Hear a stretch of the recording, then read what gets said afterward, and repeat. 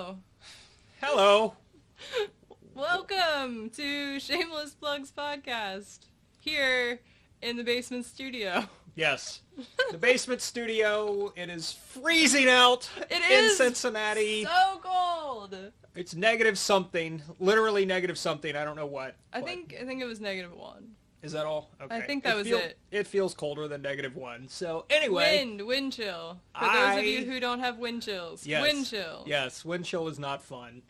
I want to start this episode off with a plug that Samantha did not know I was going to do. Oh no, a plug. I want to give a plug to Triple S. Triple S is Shameless Spouse Steven. Yes. Thanks to Samantha's husband, we have new equipment.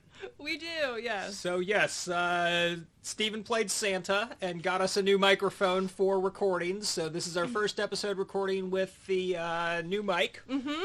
We're working out the kinks, so expect us to get better and better and the quality to get better and better. This is our first time we're learning. Yeah, so. we're learning, but yes, shout out, plug. Yes. Thank you, Steven. You're amazing, and it was a total surprise. I was not expecting it. Major thanks to Quadruple S. Quadruple Shameless S Spouse stuff. Santa Steven. So many S's. Yes. Like a snake's. Yes. Exactly. See, there you go. There I it would is. never call him that, but you're his wife. You're allowed to. I am allowed, yes. So. Yes, but I love my husband, so. Yes. Mm-hmm. Yeah. I Well, like your thank husband. you. I don't know him that well, but I like him, so. Well, thank you know. for that. I will, I'll play this back and let him listen, so. Yes. Yeah. So thank you. Thank you, Steven, when you're listening. Thank you, Steven. Thank you. So, after that delightful plug, I think this is an episode that we have both been very excited about since we started talking about Shameless Plugs podcast. Yes. One of the first ideas we came up with, and now it is going to be an episode. Yes. Yes. Today, we are going to be talking about ideas. Yes. Writing ideas, and specifically, where you get them. Mainly because it always seems to be slightly inconvenient, the top Yes. places that ideas come. Yes. And Actually, I think a better way to putting it is, when do you get your best Yeah. ideas rather than where? yeah, exactly. Because where would be a whole other conversation. where would be a whole other conversation, yeah. Yes. So where do you get your best ideas? Do you want to answer first, or do you want me to? Oh, go for it. It's always one of two places, and I'm going to say the places, and then I'm going to talk just a little bit about the process, but I want to wait. I'm going to say the places, and then I'll turn it over to Yeah. you, because the process conversation is going to be a little bit longer, and I don't Yeah. want to be the jerk who monopolizes the podcast. So, I mean, it's fine. places, it's almost always one of two places. Actually, one of three. Okay, 1 of 3. The third one is actually the most inconvenient. Alright. It's in the shower, Yep, in the car, Yep, that happens. or right when I'm in bed about to fall asleep. Those are always the three places. Like 98% of the time, it's one of those three. So, those are also the 3 places that I typically get ideas as well. But I have to add one to that. Meetings. Oh, yeah. We're in a lot of meetings. Yeah, I sit there and obviously I'm at work, so I'm paying attention. But in the lull when maybe the information doesn't pertain to me, if you go to a lot of meetings, you'll know exactly what I'm talking about. Shout out to our office drones. Yep. Like us, we're office drones. Yes, we That's are. not a knock. Nope. Until the revolution comes. Just until. Yeah, if there's a lull or something, my brain will start wandering, and then I'll be like, oh, yeah, that thing that I've been trying to work through, there it is, bright and shiny right in front of my face, and I can't do anything about it. Of course. Yeah. So, but yeah, shower, all the time. Car is probably my number 1. Car is my number 1, and then, yeah, at night. So do you have any theories? I have a theory on Yeah. why it's those times. So I'm curious if you have any theories on why. Dead time, quiet brain, brain can actually think through things. That's always been my theory, is like, what are places that are like where I have to be thinking about something, but I don't have to actively be thinking about it, which maybe I should actively think about driving. We're not going to go there. Ohio Highway Patrol, she is paying attention while driving. Yes, yeah. It's not that. It's just like kind of you get into, I don't know, you get into a little bit of a rhythm. That's the exact phrase I was about to use. It's those kind of rote activities that you already know how to do. They don't require actual mental energy. It's just you're on autopilot. Yeah. You're on autopilot. And I think, there's that unconscious mind thing. So when you have to be doing things and using your brain and using your brain and using your brain, it doesn't mean that you're not working on stuff. Right. So if you get, if you're a pantser and you happen to write yourself into a corner. I'm surprised you didn't use your other phrase for that. Writing yourself into an opportunity. Oh, yeah. Well, okay. See, there's a difference. I know there is. Yeah. I know there Writing is. yourself into an opportunity is when you write yourself into a crossroad. Writing yourself into a corner is when you don't know how you're going to get out of it. Yes. I know there's a difference. I was, But I understand positive energy. As much as I don't understand you crazy pantsers, as much as you're just speaking Swahili to me, Hujambo. Yes. You actually do speak Swahili. But as much as you guys are speaking some foreign language that I don't understand, I do like that phrase, write yourself into an opportunity. Yeah. So but that's part of why I brought that up. But yeah, I think that's the other thing is like, you're right, autopilot, and then it gives your other brain a chance to be like, I have an idea. Yes. It's like, yes. Oh! I don't get out that often. My time to shine. Oh, I don't have any hands. Yeah. So, I know that I kind of know what process usually, and it's not a process that I'm trying to make happen. It's just I know how it normally works. Is there a certain, I'm curious, because I do want to understand that the indigenous species that is the pantser, is there any certain way that it usually happens for you? It's just like a ping. It's just like all of a sudden it's like ping, and I'm like, ugh. Gotcha. Yeah, there's no like lead up or anything. It's not like I've been thinking about it. Like sometimes I do, but I don't really consider that like an idea thing. I consider that more of just like a continuation of my writing. Okay. So like it just usually I'll be going along and I'll be like, stop at this red light. Okay, turn signal on. Yeah. All right. Oh my gosh, totally do that! I think we may have just hit on another difference, and I would actually be curious to hear from the other writers out there. I think we may have just hit on another difference between plotters and pantsers. Yeah. Because I can tell you it's very different for me. Sometimes, on very rare occasions, it happens like that for me. But normally, for me, it's because in those situations, I'm thinking about something that I was working on in my writing. I'm thinking about whether sometimes it's a certain scene, sometimes it's a certain system I'm trying to build in the world, or sometimes it's a line of dialogue.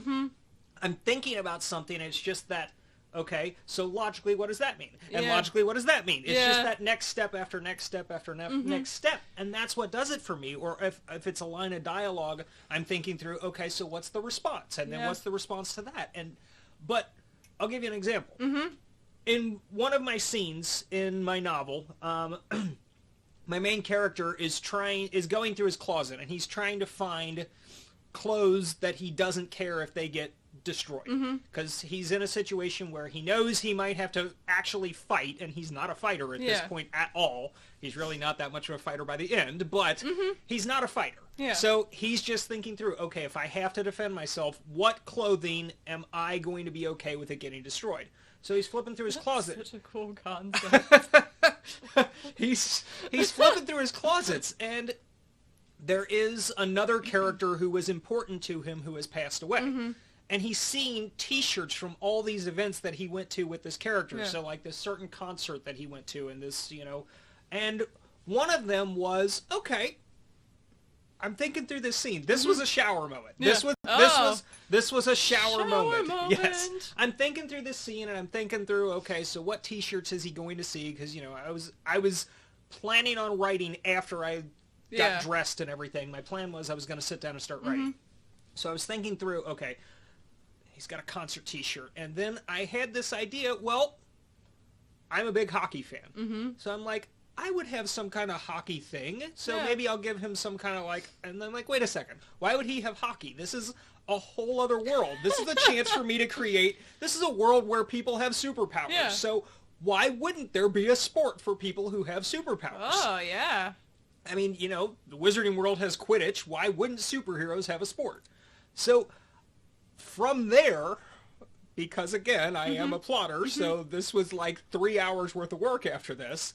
I thought you were going to say it was 3 hours in the shower. I was like, that is a really long shower. Really long shower, and it would be really cold water. It would be, yeah. But J.A. was so into his idea, he didn't even realize. I didn't even realize that I had shriveled up and I was just a raisin in the bottom of my shower. 3 hours had gone by. 3 hours had gone by. And his family was like, nah, it's fine. They were like, that's not the weirdest thing you've ever done. Yeah. So, anyway, I created this whole superhero sport in my incredible. head. And it doesn't even show up. Other than the one reference in that scene, there is no other reference to this sport. But I know that I've got it for the sequel. Mm-hmm. If I want to work that scene, I already know the rules. I already know the positions. I already know who some of the major stars in the sport are, because that's just how my brain works as a plotter. Nice. And that's, you know, like I think I mentioned on a previous podcast, I thought about what would a security system look like for a bank. Right. That was a driving idea. It was the same kind of thing where the next logical step in a scene just gets that idea going, and then it turns into something way bigger. And that was one of my favorite ideas, creating this superhero sport that I may never even put it in a novel. Yeah. It may never even show up other than passing references. But it's done and it's there for when I need it. And it's still that background for me. One of the cool things is having those background facts that make a world feel alive and make it feels like people really live in it.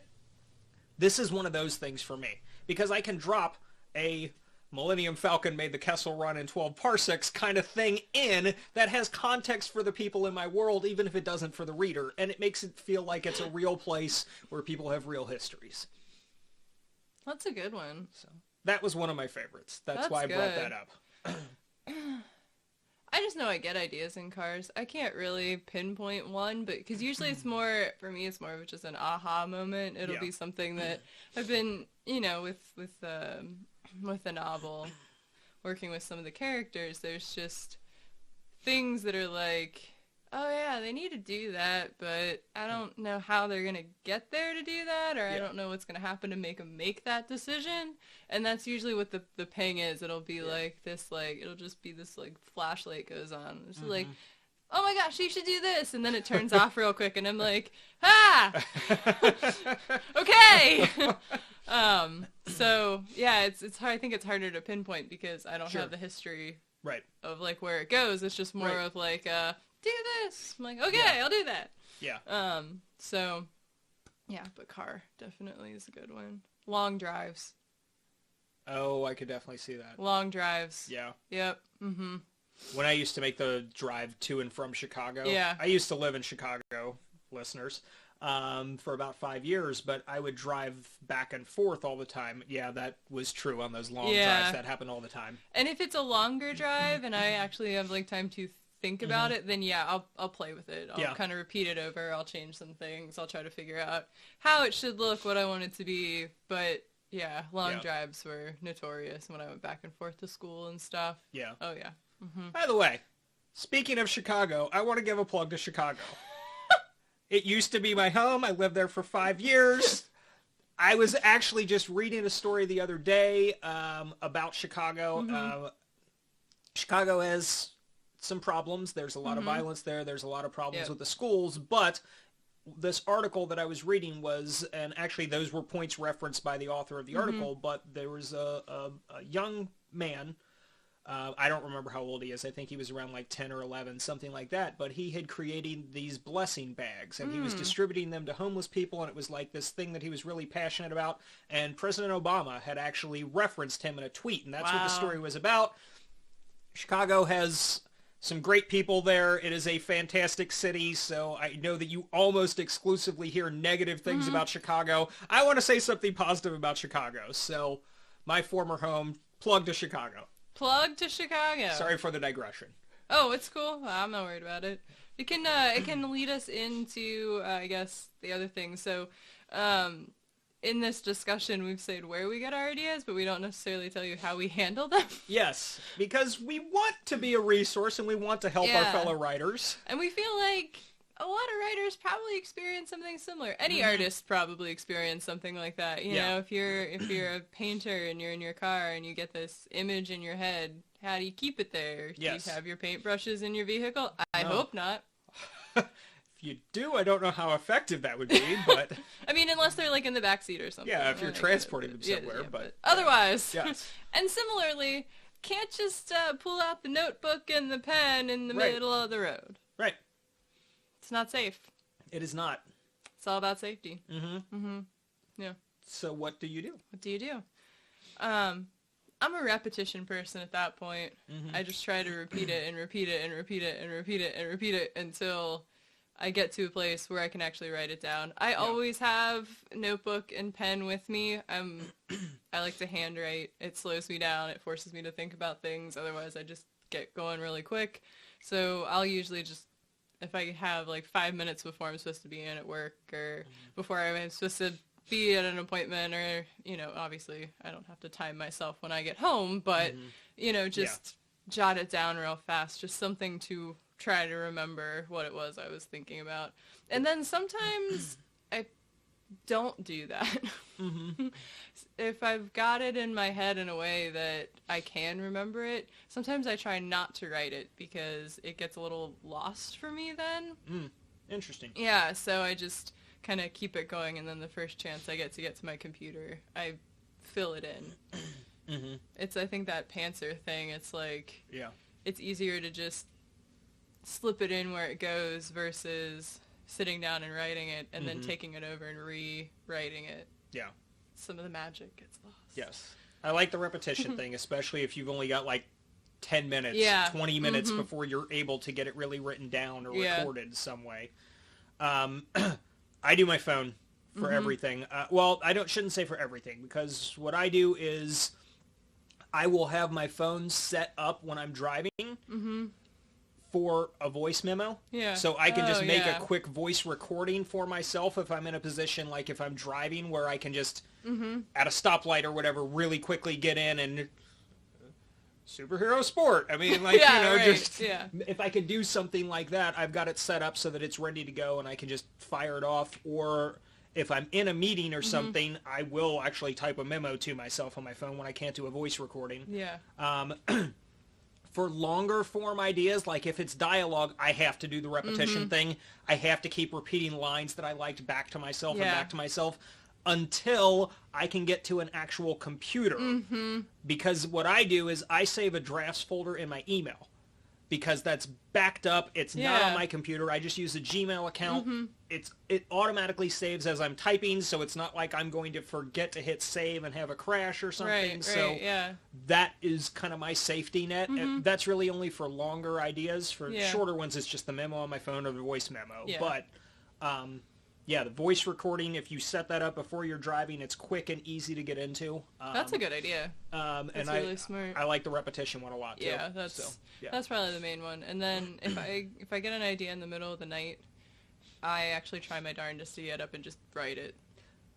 I try to, but usually at that point, I'm like in that half awake, half asleep state, and I'm not capable of it. That's the one. That's why I said that's the hardest one, because those are the ones that I just have to hope I remember. I keep I keep a notebook next to my bed for that exact reason. It's like because the thing that I find is I can't go back to sleep. So otherwise I'm just going to lay there and roll and toss and roll and toss and roll and toss. So it's better for me just to get up and take the 30 minutes or hopefully less than that to get the idea down. And then hope that I don't just keep getting ideas. Yeah. Because that'll be a long night. That would be a long night. And then I have to go to work. Yeah. And then I'd be a grumpy bear. Yeah. And then I'd have to hear about it. Yep, you would. Yeah. Yep. So. Yeah, it happens. Yeah. Yeah. Cubicles. Yes. Until the revolution. Not grumpy because of the idea, just grumpy Yeah. because I didn't sleep. No, I get it. I get it. Yeah, I'd be really excited about the idea, and I would be like, oh my gosh, I got this idea! And then probably about 10 o'clock, I'd be like, oh, this day. Rah, rah, rah, rah. I think it's pretty accurate. Yeah, pretty much. Pretty much. Yeah. Yeah, I'd say so. Yep. Cool. All right. So thank you, everyone, as always, for joining us. You can't see Samantha. She is waving at the phone. We would love to hear where you get your best ideas, or when you get your best ideas. Yeah, for sure. Please hit us up on social media. Let us know your thoughts. Let us know if you have other tips on how to deal with it when you get those ideas. We would love to hear those and share them with other writers as well. Absolutely. And don't forget about our prompts. We still have all of our prompts out there. They're on the website. They're slowly but surely getting posted to social media. Oh, that's the other thing that's pretty exciting about our social media. We are now on Instagram. Yes. Officially on Instagram. Yes. Shameless Plugs Podcast, same old. Look us up. We're on there. So we're posting the prompts. We'd love to hear your ideas. See if you have a prompt. You know, like our posts. We'll like yours. Yeah. Start a conversation with us. Yes, especially start conversations. Yeah. Twitter, Instagram. Please. Yeah. Those are the two we're really on. Yeah, those are the two big ones. We have a Facebook. We don't really do much with it, so... Not much. You know. Maybe a thing here or there. Yeah. So, and excited for this new year. Yes. All right. Thank you as always, outlets, and we will see you in 2 weeks. Bye! Hopefully sooner.